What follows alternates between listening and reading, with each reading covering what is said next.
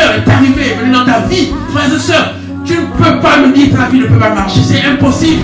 Tu es le seul Dieu de ma vie. Jésus, je n'ai pas d'autre Dieu à part toi. Tu es le seul Dieu de ma vie.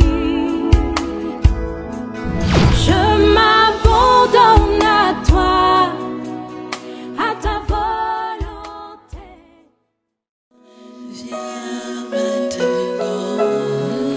Saint-Esprit de Dieu, nous t'appelons, nous t'invitons encore, nous savons que tu es déjà là.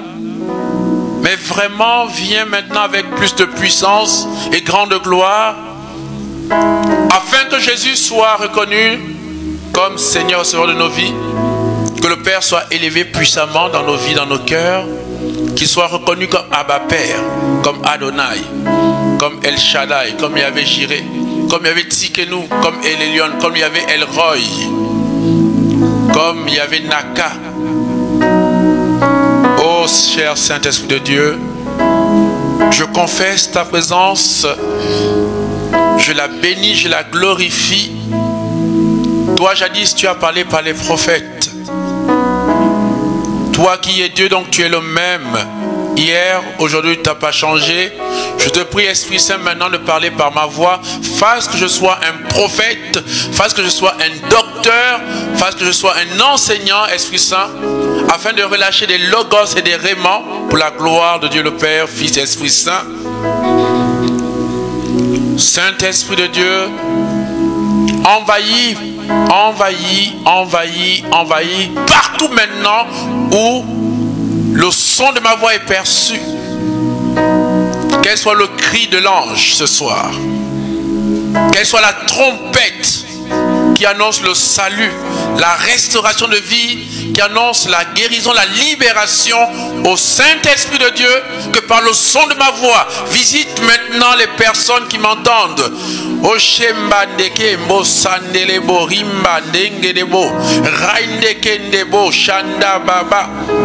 Saint-Esprit, vraiment, envahis, envahis, envahis puissamment.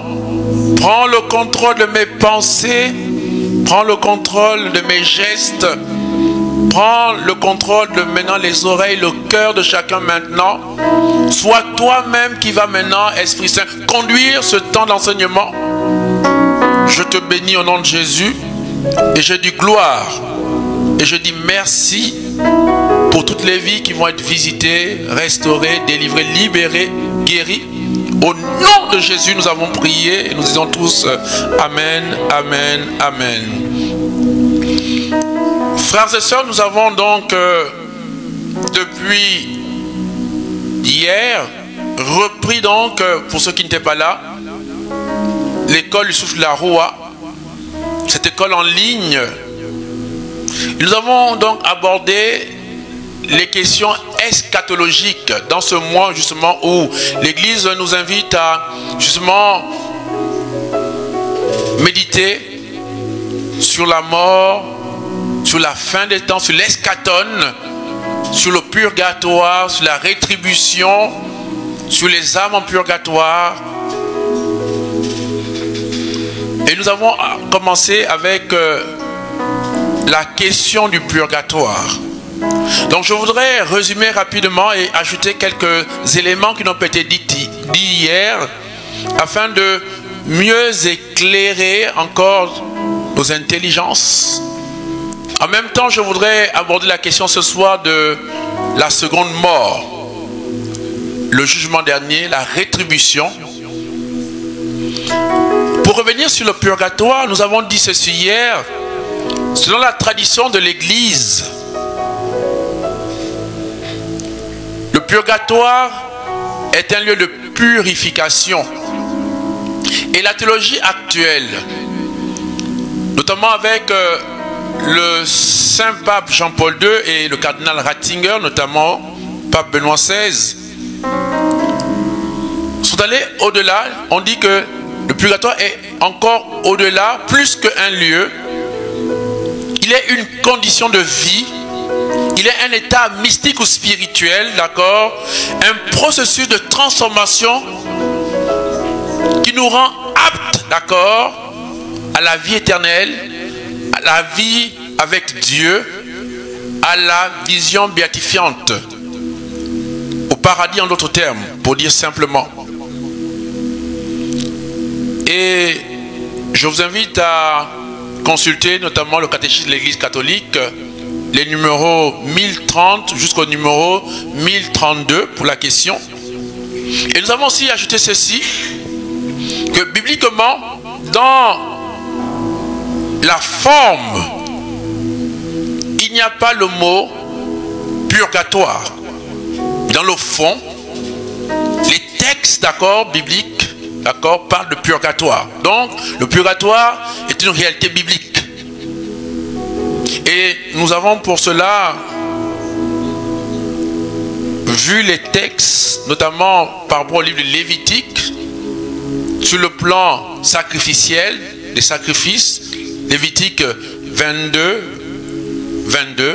chapitre 22, verset 22, où on voyait que face à Dieu, les animaux qui étaient offerts, les sacrifices devaient être purs, sans tache, immaculés. Parce que rien ne peut accéder à Dieu dans un état de péché, d'impureté. Et nous avons vu aussi sur le plan, si vous voulez, institutionnel, notamment avec les ministres du culte, les prêtres, que eux-mêmes aussi, ils devaient être purs. Donc ils devaient se purifier avant d'accéder au sanctuaire, pire encore au Saint des Saints. Et nous avons vu Lévitique chapitre 21, les versets 17 à 23. Nous avons cité dans le cas justement du buisson ardent, Exode 3, où on voit que lorsque Moïse, qui ce buisson en feu, qui restait vert, qui était la présence réelle de Dieu, la gloire, la puissance de Dieu, et où Dieu rappelle à Moïse que c'est un lieu saint, enlève tes sandales, c'est-à-dire qu'il rappelle à Moïse que personne ne peut accéder à moi dans un état d'impureté. Il y a besoin d'enlever les sandales, c'est-à-dire de se purifier, parce que là où le Saint est, le Saint, le Dieu Tout-Puissant, aucun être imparfait, impur, ne peut y accéder. Nous avons vu aussi le psaume 50 ou 51 où il dit « Purifie-moi avec l'hysope et je serai pur ». Évidemment aussi le livre de Hébreux. Donc on voit bien que au niveau biblique, et j'expliquais aux gens que la révélation n'est pas seulement la seule scriptura, c'est-à-dire que la seule écriture, les textes pour eux-mêmes. La révélation se poursuit aussi à travers l'interprétation, la genèse des textes bibliques. Nous ne devons pas seulement faire une lecture fondamentaliste de la Bible, parce qu'il y a besoin d'être éclairé, sinon nous pourrons faire des erreurs. Et je disais d'ailleurs que le mot Bible n'est pas biblique, il faut dire en d'autres termes comme ça, parce qu'il n'y a pas un terme qui parle de la Bible, d'accord, dans tous les textes, parce que le texte Bible vient de ta Biblia, d'accord, au Biblion, d'accord, ton Biblion, ta Biblia, c'est-à-dire les livres. Mais il n'y a pas un texte, voilà, qui parle que voilà, c'est un ensemble de livres, voilà, on l'a appelé la Bible. Donc, la Bible en lui-même n'est pas biblique. Donc, c'est pour dire que c'est toujours par le fait qu'on a besoin d'interpréter les textes sacrés, d'accord, pour plus de lumière. Donc, le mot purgatoire n'existe pas dans la forme, dans le fond, à travers donc les Écritures que nous interprétons, d'accord. Évidemment, la Bible parle de purgatoire. Alors je voudrais, je l'ai dit un peu hier, revenir sur le problème d'achoppement entre les chrétiens catholiques et les frères. Les frères, ce sont vraiment des frères et sœurs, parce que dans Jean 17 verset 21, le Christ dit que Père, je te prie que tout soit un afin que le monde puisse croire. La prière pour les morts.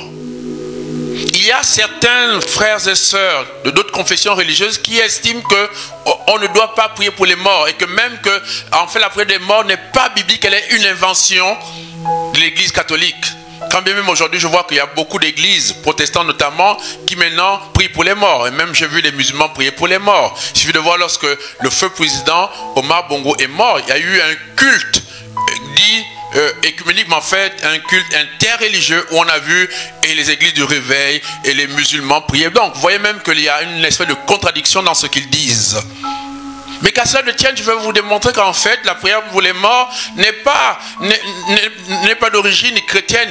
Elle est d'origine divine. Elle est au-delà, d'accord, si vous voulez, même de la foi chrétienne. Elle n'a pas d'origine, si vous voulez, les chrétiens. Avant même que l'Église naisse, même avant l'incarnation de Christ, on peut retrouver dans l'Ancien Testament la prière pour des morts. Notamment, évidemment, le problème des églises du réveil, c'est qu'ils ont le livre, leur base, c'est le livre Louis II. La Bible Louis II, qui en fait n'a pas les 45 livres, d'accord, si vous voulez, de l'Ancien Testament, parce que chez nous les chrétiens, notamment la Bible de Jérusalem, et d'ailleurs, voilà pourquoi on s'est accordé avec les protestants, il y a la Tobe, justement, où c'est on parle de tradition écuménique biblique, c'est pour dire qu'on a dû se mettre d'accord, mais la Bible catholique, d'accord, en général, qui a pris tout le canon, d'accord, donc il y a 73 livres, 27 livres, d'accord, de le Nouveau Testament et 46 livres de l'Ancien Testament et 27 livres du Nouveau Testament. Par contre, les protestants ont rejeté certains livres, d'accord, de l'Ancien Testament qui avaient, si vous voulez, d'origine, avec donc des écritures à partir des textes grecs.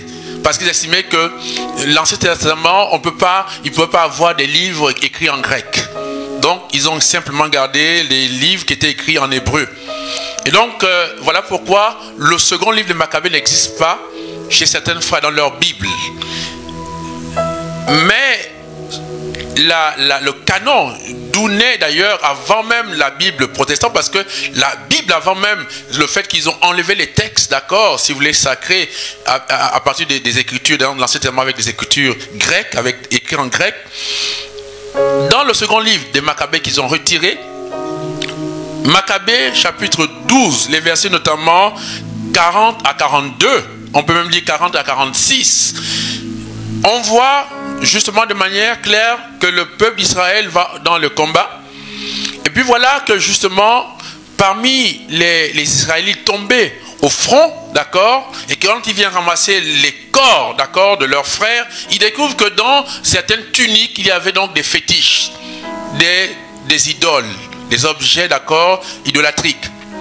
Et c'est comme ça que donc ils vont demander un culte, une prière, d'accord, pour que ces personnes mortes au combat et qui étaient reconnues en état de péché, d'accord, ne puissent pas être damnées.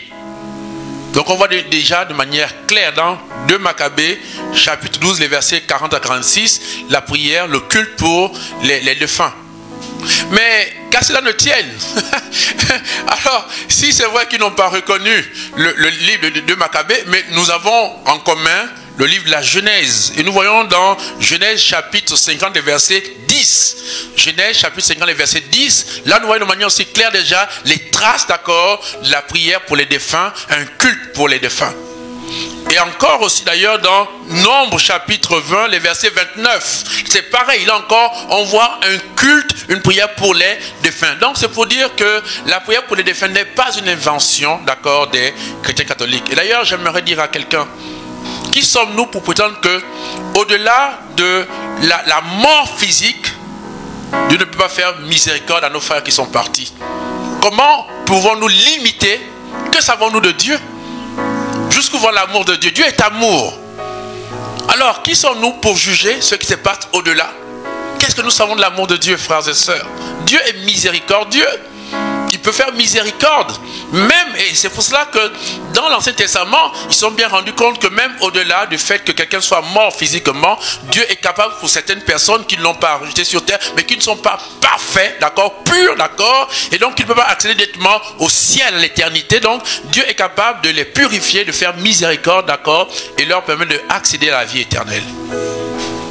Et d'ailleurs, ça va aussi sur le fait que Dieu est amour, Dieu est miséricorde. Donc, vous voyez même la prétention de certaines personnes à penser qu'ils ont, parce qu'ils sont pasteurs, qu'ils peuvent déjà juger, condamner certaines personnes. Sur la base de quoi? Qui sommes-nous, frères et sœurs? pour dire qu'un homosexuel ira en enfer, que tel ira en enfer, tel ira... Mais nous ne sommes pas, frères et sœurs, nous ne savons pas. Regardons ce assassin. Je suis sûr que des gens qui l'auront connu, un voleur, le bon larron, je suis sûr que beaucoup de personnes avaient déjà dit que ce type-là ira en enfer. Pourtant, sur la croix, Jésus a dit, ce soir tu seras avec mon paradis. Il est le premier à entrer au paradis, un assassin.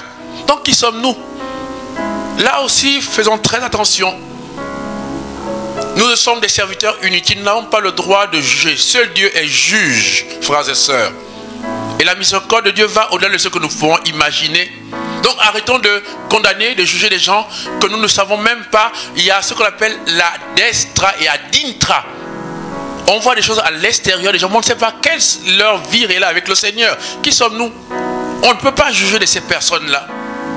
Donc voilà pourquoi la prière pour les défunts, non seulement elle est biblique, mais elle est fondée. Et j'ai expliqué pourquoi déjà à partir du purgatoire. Amen. Alors, j'aimerais donner quelques précisions. Les Saintes Écritures disent, un jour est comme 1000 ans. 1000 ans est comme un jour pour le Seigneur. Ça veut dire que, frères et sœurs, la notion du temps telle que nous la concevons n'est pas la même dans le monde invisible. Voilà pourquoi vous allez remarquer que dans les cas des personnes, d'accord, des cas, parce qu'il y a des gens qui ont eu la, si vous voulez, la grâce et le don de pouvoir communiquer avec les âmes du purgatoire, comme Maria Sima, la sœur Maria Sima, reconnue, d'accord, il y a des gens avec un don réel, par grâce de Dieu, ils ont eu la capacité de, ou ils ont la capacité, c'était encore aujourd'hui, de communiquer avec les âmes du purgatoire, par la grâce de Dieu, pour intercéder pour eux, etc. Et dans les cas des âmes qui ont parlé en purgatoire, une des choses qu'ils ont dit, qu'à cause de l'intensité de la purification, le temps est dense. 1 heure sur terre peut être comme 1000 ans sur la terre. J'ai expliqué hier aux gens qu'il y a eu des cas où ce monsieur malade atteint du cancer phase terminale, le médecin l'avait dit, il te reste 1 an à vivre, ensuite tu vas mourir.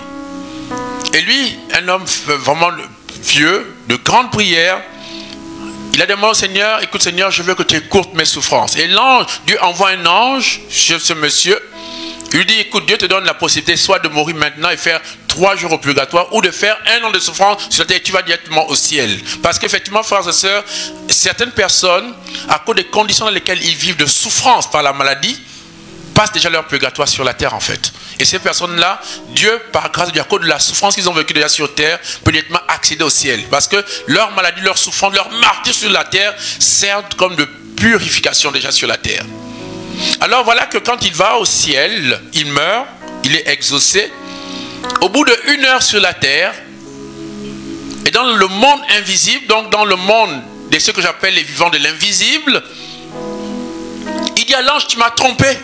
Tu es méchant, tu m'as trompé. Il dit, mais tu m'as trompé, tu ne m'as pas dit que 1 heure sur la terre et que va à 1000 ans. Et c'est une souffrance terrible. Et voilà que Dieu va leur accorder la grâce de revenir. Il va faire 1 an de maladie et entrer, si vous voulez, directement au ciel. Donc, le temps, à cause de la densité, de la purification, le temps là-bas que nous voyons ici sur terre n'est pas la même, il n'y a pas la même dimension. Parce que, voilà pourquoi on dit 1000 ans est comme un jour est comme pour 1000 ans plus. Là-bas, il y a le temps est comme, si vous voulez, intensifié à cause de la densité de la purification. Il y a plusieurs cas comme ça. D'ailleurs, il y a le cas de 2 prêtres, amis, qui s'est dit que lorsque je vais mourir, lorsque le premier va mourir, tout de suite il priera pour l'autre. Et l'autre, justement, il y a un qui était mort, et 1 heure après, l'autre a prié.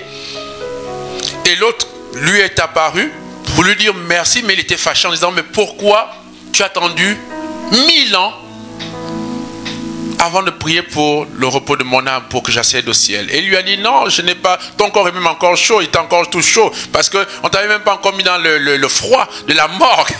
Ça faisait 1 heure. Et là-bas, lui, il avait vu comme 1000 ans. Donc, pour dire que la notion de temps n'est pas la même dans le monde invisible. Et ces âmes pour lesquelles nous prions, Jésus dit, Et Jésus dit, déjà dit que quand les gens meurent, ils deviennent comme des anges. En fait, ça devient des protecteurs, des intercesseurs pour nous. Ils savent être reconnaissants. Quand ils ont la grâce désormais de vivre dans la béatitude éternelle, dans la joie éternelle, ils se souviennent de ceux qui ont prié pour eux, évidemment. Ils intercèdent aussi pour les membres de leur famille, pour les personnes qui ont prié pour elles, notamment. Donc ça devient des intercesseurs, des protecteurs puissants. Ça devient des alliés dans le ciel. D'ailleurs, c'est pour ça que vous allez comprendre que dans la conception, d'accord, de l'Église, qui est, comme l'a dit Vatican II, l'Église est le corps mystique, d'accord, de Jésus-Christ. Il y a la dimension de l'Église militante que nous sommes. Il y a la dimension de l'Église triomphante que sont les saints, c'est-à-dire ceux qui désormais qui vivent auprès de Dieu, qui ont déjà accédé à l'éternité. Et il y a ce qu'on appelle l'Église souffrante, que sont les âmes en purgatoire. C'est pour ça que je disais que l'Église, nous ne prions pas pour l'Église triomphante, parce que c'est pourquoi nous espérons tous, c'est la vie éternelle, ils ont déjà, donc on ne prie pas pour eux. Mais par contre, nous prions pour, non seulement pour nous, mais aussi pour nos frères de l'église souffrante, des âmes purgatoires, qui ne peuvent plus prier, ils n'ont plus la capacité, parce que la vie sur la vie, frères et sœurs, dans l'invisible n'est plus une suite de la vie terrestre. Donc ils n'ont plus la capacité de prier pour elles-mêmes. C'est pour ça que déjà, d'ailleurs, quand on parle des âmes purgatoires, c'est pour ceux qui sont destinés à vivre pour. C'est-à-dire des personnes qui ont fait le choix de Dieu sur la terre, mais qui ne sont pas parfaits, donc ils ne peuvent pas être marqués. Donc c'est déjà des gens, parce que je vais expliquer aux gens que le ciel, l'éternité avec Dieu, ou le paradis, ou l'enfer, ce n'est pas Dieu qui choisit, c'est nous qui choisissons en fonction de nos choix, de nos actes sur la terre. C'est pour ça qu'on ne prie plus pour les gens qui sont en enfer. Quand ils sont en enfer, c'est terminé. Ils n'ont plus la possibilité de revenir sur leur décision parce qu'ils ont fait un choix clair. Donc au-delà là-bas, ceux qui sont morts ne peuvent plus dire que non, je change d'avis. Non, ils ne peuvent plus. Voilà pourquoi les âmes en purgatoire ne peuvent plus prier pour elles-mêmes, d'où l'église triomphante, à la fois les saints, d'accord, et les anges, d'accord, tout, on intercède pour eux, mais nous aussi sur la terre, parce que nous avons encore la possibilité de le faire. D'où le fait que, frères et sœurs, les âmes donc du purgatoire, donc, et nous, et les saints, nous formons une seule église, un seul Seigneur, un seul baptême. C'est le corps du Christ. Nous sommes un. D'où la solidarité et la charité vis-à-vis de nos propres frères et sœurs en souffrance. Ça, c'est une chose. Je voudrais aborder la question de qu'est-ce qu'on entend par... Beaucoup de personnes disent oui, prions pour les âmes du purgatoire abandonnées ou délaissées, ou les plus abandonnées, les plus délaissées. Qu'est-ce qu'on entend par âme du purgatoire abandonnée ou délaissée? J'aimerais éclaircir là-dessus. En fait, vous allez comprendre une chose, frères et sœurs. Il y a par exemple des gens, je prends un cas, pendant la guerre mondiale, pendant un crash d'avion, où toute la famille est à l'intérieur, et tout le monde meurt. Il n'y a même plus un cousin qui soit, c'est-à-dire les gens même qu'on n'a pas connus, on ne sait même pas qu'ils sont morts, sont des gens en purgatoire qui n'ont plus personne pour prier pour elles. Parce qu'en fait, en général, nous savons bien qu'en général, ceux qui prient sur la terre pour les âmes en purgatoire, soit c'est un parent, soit c'est un ami, ou quelqu'un qui se souvient de vous. Or, souvent il y a des personnes qui, en fait, ou encore des personnes que souvent, qu'est-ce qu'on fait? On prend des parents, on pleure, et puis on va les enterrer, même sans la messe. Ou encore, même si on fait une messe, on les enterre, puis c'est fini, basta. On estime que à partir d'une messe, c'est terminé en fait. J'aimerais dire à quelqu'un ceci, je voudrais vous expliquer ceci de manière claire. Par exemple, vous allez voir que, frères et sœurs, certaines âmes peuvent entrer avec une seule messe au purgatoire. Mais certaines, une seule messe ne suffit pas. Et ils peuvent rester là 20 ans de souffrance. Donc vous imaginez, c'est de multiplier 20 ans par 1000. Ça veut dire qu'ils auront l'impression que ça fait plus de 2000 ans qu'ils restent là-bas en souffrance. Et d'où ces âmes-là, quelque part abandonnées par leurs parents, sont en souffrance. Il n'y a personne pour prier pour elles. Parce que dans la tête de beaucoup de personnes, d'accord, et vous allez même voir qu'il y a autre chose. On peut aussi quelquefois demander des messes pour les parents, mais sans que ça ait réellement un impact sur leur rentrée au ciel. Pourquoi? Parce que si on demande des messes sans ferveur, sans vraiment de la foi, il y a des gens qui demandent des messes, par exemple des levées de messe, ils ne viennent même pas une seule messe. C'est-à-dire que c'est dit, bon, c'est l'affaire de prêtre. Non, frères et sœurs, aussi, quand nous demandons des messes pour nos frères, ou nous prions pour eux, il doit avoir non seulement la ferveur, mais les morts ont besoin de sentir qu'ils ne sont pas oubliés, qu'on les aime toujours. Et ça impacte aussi l'entrée au ciel.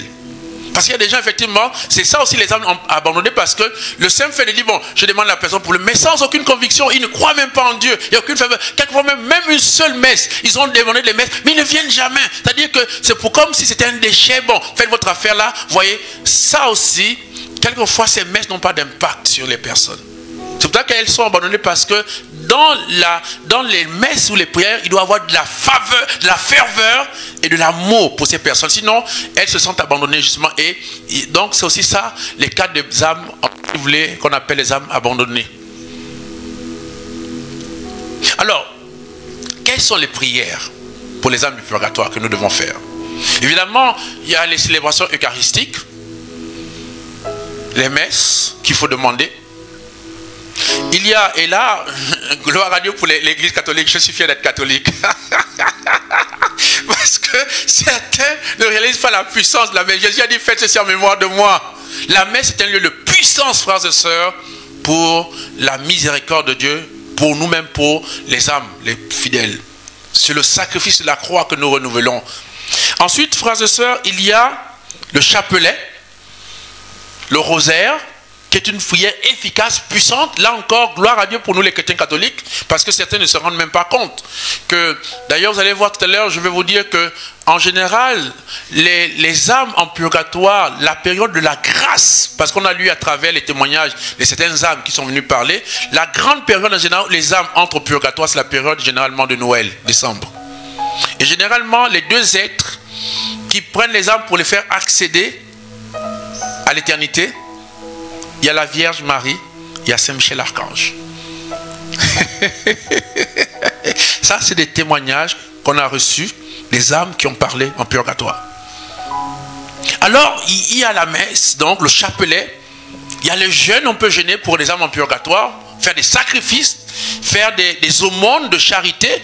Il y a ce qu'on appelle aussi dans l'église catholique, que beaucoup ne savent pas, ce qu'on appelle les indulgences.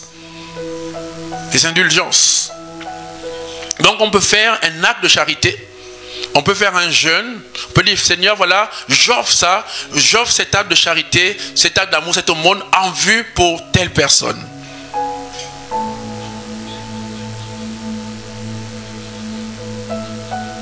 Alors, qu'est-ce qui peut nous empêcher d'aller en purgatoire ou réduire le temps au purgatoire? Alors, évidemment, ce qui peut nous aider, c'est déjà de vivre une vie de sainteté sur la terre. Plus on est saint, plus évidemment, on peut écouter le purgatoire, ou même quelquefois, comme le bon Laurent, si on meurt en état de grâce, éviter le purgatoire. C'est possible de passer directement de la terre au purgatoire. C'est possible. Donc, et aussi parmi des choses qui aident à réduire le purgatoire, il y a, frères et sœurs, la charité, l'amour.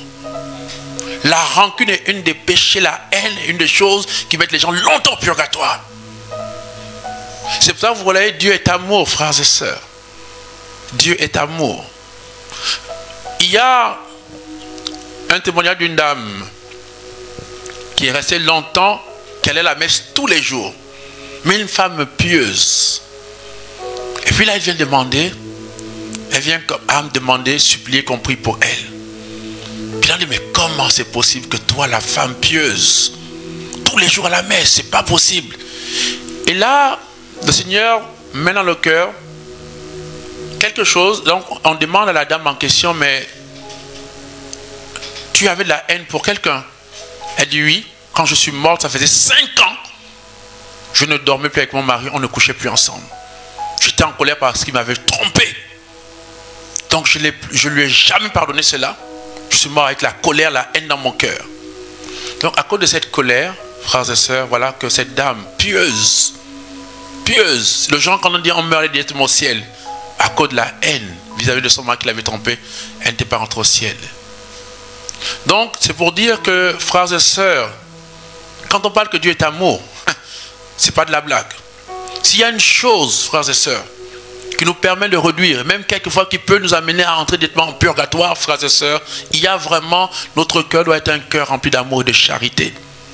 Voilà pourquoi vous allez voir que 1 Corinthiens, les chapitres 12, 13, il dit, vous pouvez avoir les plus grands dons de prophétie, d'intelligence, etc., d'onction, ce que vous voulez, mais si vous manque l'amour, la caritas, la charité, vous êtes comme un tonneau vide. C'est pour ça, frères et sœurs, cultivons l'amour. La vie sur terre est tellement courte. Apprenons à nous dire je t'aime. Apprenons à être bien disposés vis-à-vis des uns, vis-à-vis des autres. La haine, frères et sœurs, est terrible pour le purgatoire.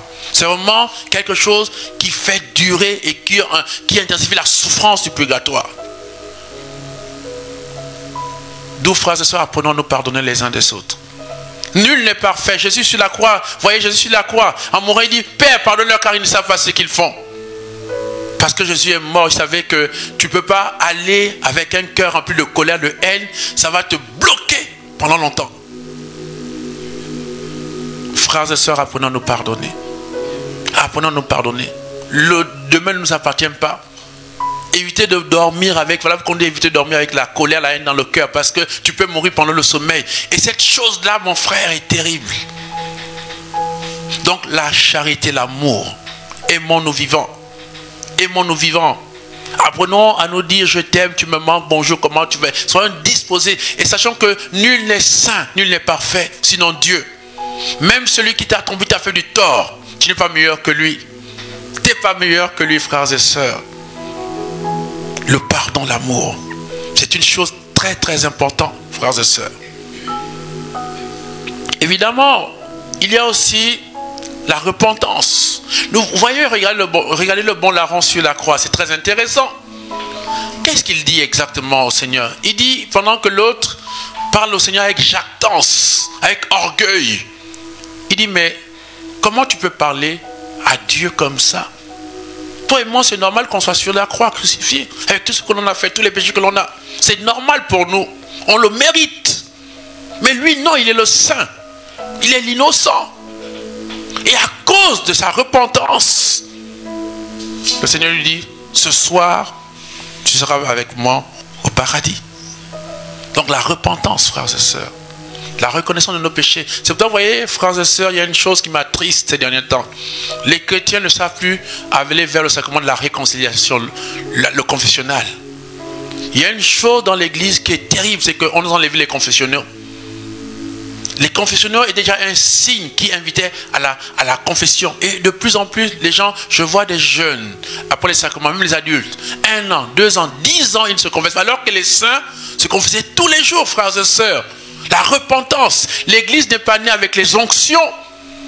L'église n'est pas née avec, frères et sœurs, les mariages et ceci. L'église est née avec la repentance. Dans Actes chapitre 2, les versets 37, il dit, ils eurent le cœur transpercé. Il dit, frère, que de nous faire? Pierre leur dit, repentez-vous. Faites-vous baptiser au nom du Père, du Fils et du Saint-Esprit. L'église est née avec la repentance. Aujourd'hui, partout dans les églises, on cherche les bénédictions, on cherche les onctions, on cherche les enfants, les mariages. Frères et sœurs, cette église-là, elle est dangereuse. Parce que justement, en cherchant l'onction, le mariage, sans d'abord oublier que tu dois te rependre, que la repentance, c'est très dangereux. D'où vraiment, vous voyez, les âmes du purgatoire nous invitent vraiment, tant que nous sommes sur terre, apprenons à confesser notre péché, notre misère, à la repentance, frères et sœurs.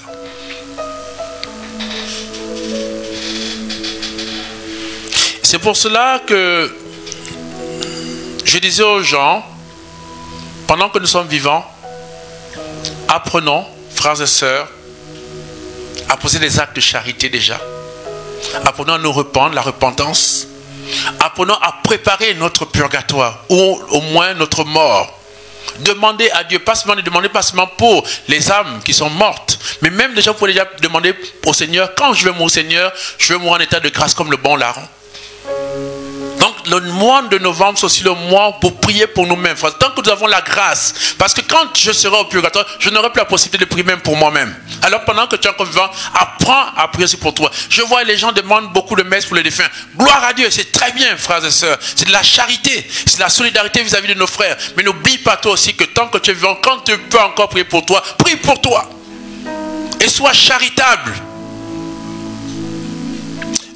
Voilà, frères et sœurs, ce que je voulais dire. Préparons-nous au grand départ. Préparons-nous au grand départ. Prions chaque jour pour nos frères défunts, mais aussi prions, frères et sœurs, pour nous-mêmes. Quand cela arrivera, et ça arrivera tôt ou tard, que nous soyons prêts à partir. Amen. Alors, je voudrais maintenant que nous puissions maintenant rapidement, il est presque 21 heures, aborder la question de la rétribution de la seconde mort rapidement. Je voudrais qu'on prenne un chant rapide. Nous nous humilions devant toi. Pardon, Seigneur, pardon. Pour notre orgueil, nos résistances. Viens enlever nos suffisances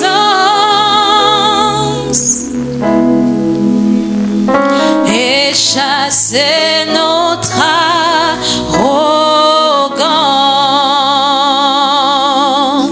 Oh, relève-nous, nous sommes tombés si bas. Oh, relève-nous par ta grâce et ton pardon. Aie pitié de nous, nous nous humilions devant toi. Amen. Donc, la seconde mort, nous le voyons dans le livre de l'Apocalypse au chapitre 21, verset 8, et aussi au chapitre 20, verset 10. Il est dit dans l'Apocalypse chapitre 20, 10, « Alors le diable, leur séducteur, fut jeté dans les temps de soufre, embrasé, et leur supplice durera jour et nuit pour les siècles des siècles. » Et Apocalypse chapitre donc 21, le verset 8 dit que à la fin de temps, le diable et toute sa bande sera jeté dans les temps de feu et de soufre pour l'éternité. Et il ajoute, c'est la seconde mort. En fait, frères et sœurs, la première mort, c'est lorsque nous mourons physiquement et que notre âme se détache du corps. D'où on parle de âme du purgatoire pour ceux qui vont aller au purgatoire. C'est la première mort. La seconde mort, évidemment, c'est pour les personnes, frères et sœurs, qui auront choisi de manière libre. Parce que, comme je le rappelle, Dieu n'envoie personne en enfer. C'est chacun qui fait un choix déjà sur la terre.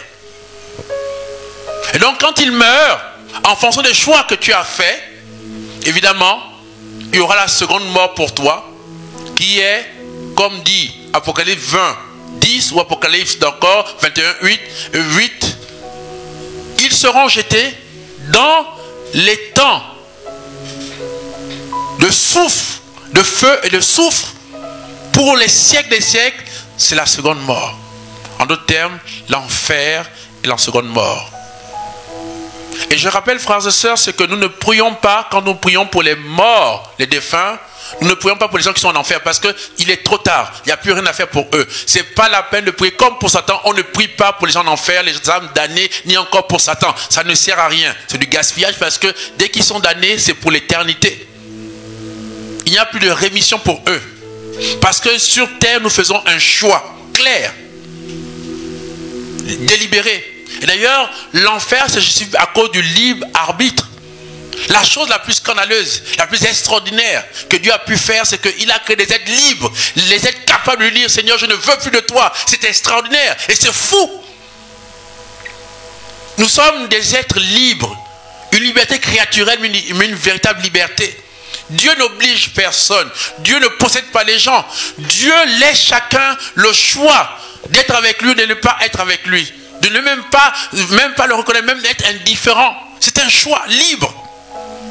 Et donc, ce choix-là, frères et sœurs, pour ceux qui font le choix de vivre en dehors de Dieu, sans Dieu, d'accord, et même contre Dieu, évidemment, c'est la seconde mort pour eux. Quand après la première mort, c'est-à-dire que lorsque physiquement, mon âme va se détacher de mon corps, évidemment, pour eux, il y aura les temps de souffle et de feu.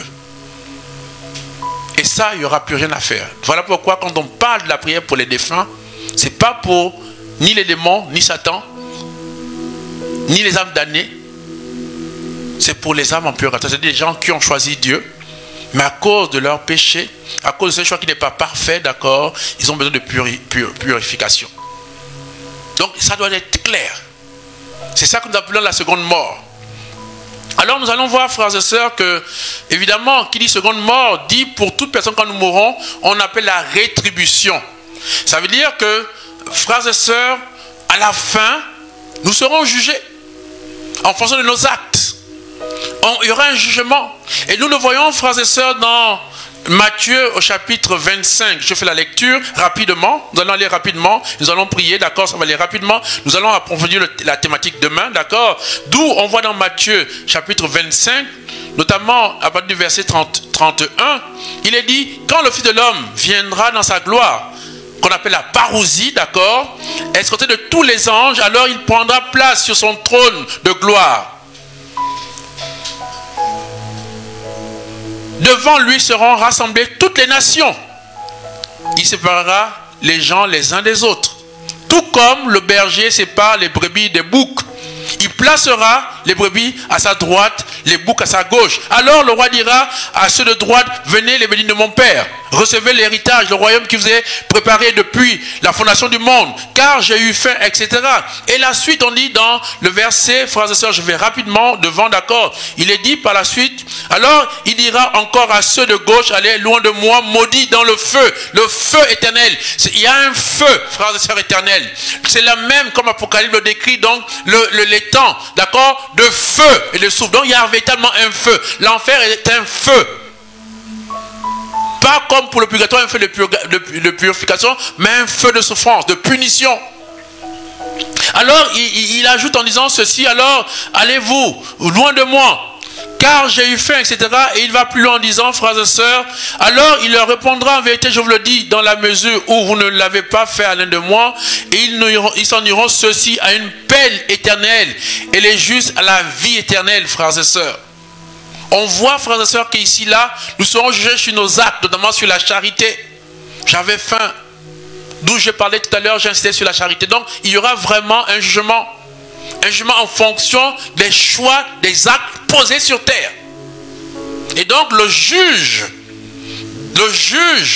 Jésus, à la fin, quand nous allons mourir, c'est celui qui va siéger. Voilà pourquoi, dans Matthieu 28, verset 18, il dit, tout pouvoir m'a été donné au ciel, sur terre et dans les enfers. Tout pouvoir m'a été donné, tout genou. On voit dans Philippiens 2, verset 9, il dit, c'est pourquoi tout genou fléchira devant lui, toute langue confessera qu'il est Seigneur de la gloire. Désormais, Jésus, le Père a remis, il est le roi de l'univers.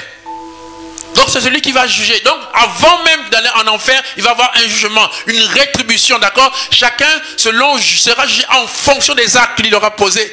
Parce que Dieu est miséricorde, mais il aussi juge. Et Dieu est juste. Et l'enfer se justifie par le fait que tu es libre. Tu étais libre de choisir oui ou non Dieu. Donc si tu n'étais pas libre, ça se justifie qu'on peut t'envoyer en enfer. Mais comme tu es libre justement, l'enfer c'est un choix. Donc il y aura effectivement, frères et sœurs, et la damnation elle est éternelle. Et d'où j'aimerais dire à quelqu'un, attention, quand on parle de rétribution, attention, parce que je vois aujourd'hui il y a beaucoup de chrétiens qui parlent de karma. Le karma est un terme associé au bouddhisme, à l'hindouisme, qui fait allusion à la réincarnation. selon, évidemment, selon le thème karma, ça veut dire que, évidemment, selon les actes que tu vas poser, il y aura des conséquences sur toi. De telle sorte que si tu t'es mal comporté dans cette vie présente, la prochaine réincarnation, tu peux être homme. À cause du fait que tu étais mal comporté, tu peux devenir une fourmi. Donc on peut passer même d'une âme animale à une âme végétale. On ne prône pas, frères et sœurs, nous, le karma. On parle de rétribution, frères et sœurs. Et comme dit, frères et sœurs, il faut que ça soit clair. Comme le dit Hébreu 9, frères et sœurs, Amen. Il dit que l'homme va mourir une seule fois. Hébreu 9, 27. L'homme va mourir une seule fois. Donc ça veut dire que, et il sera jugé une seule fois. Ça veut dire pas que après la mort, frères et sœurs, là, on va encore se réincarner pour... Non! L'homme meurt une fois, c'est le jugement après. La rétribution. Donc le karma est une notion qui fait allusion, frères et sœurs, donc à la réincarnation. C'est dans le contexte de bouddhiste, c'est-à-dire que effectivement ça fait le fait que évidemment les actes que nous posons maintenant sur terre a des conséquences après, mais eux ça veut dire que la notion c'est que derrière ça c'est que tu vas te réincarner, et donc la prochaine réincarnation sera influencée par les actes que tu auras posés maintenant. Or nous on ne parle pas de réincarnation, frères et sœurs, on parle de rétribution, pas de jugement éternel, d'accord? C'est-à-dire que certains seront envoyés en enfer et d'autres seront envoyés auprès de Dieu pour la vie éternelle. Donc un temps de malheur éternel. Mais j'aimerais dire à quelqu'un, j'aimerais, frères et sœurs, vous faire comprendre une chose. J'aimerais dire aux orgueilleux qui m'écoutent maintenant, parce qu'il y a beaucoup d'orgueil, notamment nos frères qui sont dans les groupes ésotériques, qui pensent qu'ils sont Dieu, ou nos frères qui ont le pouvoir, qui pensent qu'ils sont Dieu. J'aimerais te parler, toi qui m'écoutes. Je sais que personne m'écoute maintenant. Écoute-moi bien. Toi qui as un petit poste, quel que soit le poste que tu as, tu peux être ministre, tu peux être président comme quoi. Sache que tôt ou tard tu vas mourir comme tout le monde. Et tu n'es pas à l'abri de la mort. Aucune personne, même quelquefois les milliards, le pouvoir qu'il a, tout le monde connaîtra la mort. Et j'aimerais dire à quelqu'un, vous voyez, pour l'instant vous avez l'impression, oui, que Dieu est miséricordieux, de toute façon, Dieu a le pouvoir, que non, de toute façon, les histoires de purgatoire, de cela, l'enfer, c'est les histoires des chrétiens inventées. C'est une réalité. Et je veux vous dire, frères et sœurs, clairement que pour l'instant, vous ne réalisez peut-être pas. La notion d'enfer, c'est surtout le fait que vous allez être séparés de la présence de Dieu. Il n'y a rien de plus horrible qu'être séparé de la présence de Dieu. Vous voyez, les gens ne se rendent pas compte que quand on se lève le matin, quand je marche, quand je respire, quand je bois de l'eau, quand je mange, quand je me sens bien, c'est grâce à Dieu. C'est grâce à Dieu, frères et sœurs. Parce que Dieu est bon chaque jour, frères et sœurs. Voilà pourquoi Lamentation chapitre 3, les versets 21, 22 dit que les bontés de Dieu sont infinies. Ses compassions sont inépuisables et se renouvellent chaque matin. Même quand tu penses qu'à cause de ton orgueil, à cause de ton argent, à cause de ta bonté, c'est grâce à toi, c'est méritoire. Ce n'est pas méritoire, c'est une grâce. La vie le matin, frères et sœurs, les bras qui marchent, les yeux qui voient, est un don de Dieu. C'est pour ça que vous allez voir que le fait que tu te sentes bien aujourd'hui, que tu crois exister, vivre, tu crois être fort, beau, intelligent, c'est grâce à Dieu. Le Dieu là que tu te poses, le Dieu que tu tournes en rentrant dans les groupes ésotériques, en méprisant les églises, la prière, mon frère, demain tu verras que la plus grande souffrance, c'est lorsqu'on est hors de la présence de Dieu. C'est ça l'enfer, la séparation de Dieu. Parce que tout ce que nous ressentons de beau, de grand, frères et sœurs, la sensation d'être fort, d'être beau, d'être puissant, c'est à cause de la présence de Dieu. Le malheur des gens, ce qui va être terrible en faire, quand Dieu va se couper de vous, que sa présence ne sera plus là. Et je peux vous dire que en enfer, il y a une chose qui est terrible. C'est que les uns les autres, la différence, vous allez voir que dans l'église, il y a la miséricorde, il y a le fait de l'entraide. On prie pour que les autres rentrent au ciel. Que ce soit les saints, que ce soit ceux qui en bas, on prie. On veut que chacun rentre au ciel. En enfer, c'est le désir que même là-bas, c'est les autres souffrent. Le seul sentiment qu'ils ont là-bas, c'est la souffrance. Faire souffrir l'autre. C'est vraiment une chose terrible. Il n'y a pas de sentiment, il n'y a pas de pitié. Il n'y a pas de solidarité là-bas. Chaque personne, chaque démon veut faire souffrir davantage. Les plus grands démons, les plus puissants, veulent faire souffrir les plus petits. C'est une vie de souffrance, de malheur. Et c'est réel. Tu vas le comprendre tôt ou tard, mon frère qui m'entend. Tu tu le comprendras tôt ou tard. Quand tu massacres ton peuple, quand à toi tout seul, tu prends la richesse, au lieu de prendre les gens qui souffrent, tu as des centaines de voitures alors que les gens qui sont à pied, tu vis bien, les gens s'inondent. Mon frère, souviens-toi qu'il y a un jugement, il y a la rétribution. Dieu existe. Si Dieu existe, la rétribution, le jugement dernier existe, ce n'est pas la blague. C'est dommage que, vous savez, ne pas croire en ça, c'est de la folie spirituelle, c'est être plus fou. C'est pour ça que les sorciers, toutes ces personnes qui s'opposent à Dieu, qui dénigrent la prière, qui dénigrent Dieu maintenant, ils sont malades, ils sont fous. Il faut les aliéner, il faut les soigner parce que c'est la vraie démence, c'est de la folie. Dieu existe, frères et sœurs. Aucun acte que nous posons, petit ou grand, ne va laisser comme ça. Chaque acte que nous posons, chaque mot que nous plaçons aura des conséquences demain sur nos vies. Et, frères et sœurs, le feu, les temps de feu, Apocalypse 10, 20, 10 ou 21, 8, ou encore ici, Matthieu 25, 46, c'est réel. C'est réel. C'est réel. C'est réel. Donc tous ceux qui massacrent, tuent, qui accumulent pour eux-mêmes, frères et sœurs, je peux te garantir que c'est réel. Tôt ou tard, tu vas te rendre compte. Pas parce que tu penses que tu vis, on voit des personnes mourir très tôt. Vous savez pourquoi vous les mauvais, les sorciers, vous restez longtemps? Parce que vous n'avez qu'une seule vie. Vous n'aurez pas de vie. Les autres auront la vie éternelle, vous n'aurez qu'une seule vie. Parce que l'enfer n'est pas la vie, l'enfer c'est la mort. Donc réfléchis, toi qui es là. Tu sais bien de quoi je parle. Parce que tu sais bien, même quand je te parle, tu es malade. Tu as le cancer, tu as l'AVC, tu as tout ce que tu veux savoir. Parce que tu es un être, tu n'es pas Dieu. Alors réfléchis, tant que tu es sur terre. Je ne te juge pas parce que je ne suis pas plus saint que toi. Mais fais attention à ce que tu fais aux frères. La terre a été faite pour que nous soyons tous heureux. Parce qu'il y a suffisamment de ressources, de bienfaits, d'argent. Dieu a mis pour tout le monde. Alors arrête à toi tout seul de prendre pour les autres. Frères et sœurs, prions. Konde bashende baba. Konde bashenge de bosanda yaba.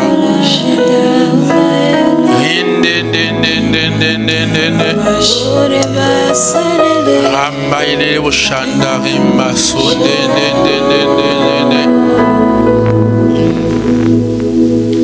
Hinde bosanda na baba. Sonde boshanda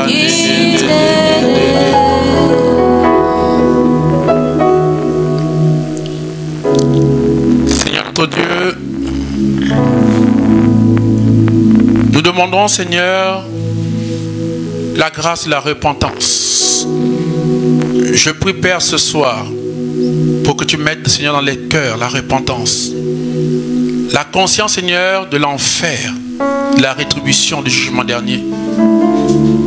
Seigneur, je prie que ceux qui ont une conscience erronée, Père, par la grâce, Seigneur, de ton Fils Jésus sur la croix, que les écailles de leurs yeux tombent, Seigneur, comme tu l'as fait avec Saint Paul, Seigneur mon Dieu. Que ceux qui me suivent maintenant, Père, ceux qui m'écoutent, Père, ceux qui sont connectés, Seigneur, tous ceux qui sont orgueilleux, Seigneur mon Dieu, les méchants, Père, les sorciers, Père, je prie, Père, pardon, il n'est pas trop tard, Seigneur, et pour nous-mêmes, Seigneur mon Dieu. Oh Seigneur, repentance. Seigneur, mets la repentance dans nos cœurs, Seigneur mon Dieu. Mets-nous, Seigneur, un désir de repentance, Seigneur, de miséricorde, Père.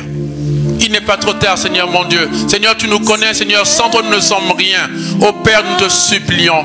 Seigneur, j'appelle la grâce, la repentance ce soir, dans les cœurs, Seigneur mon Dieu. Pour notre orgueil, nous résistons.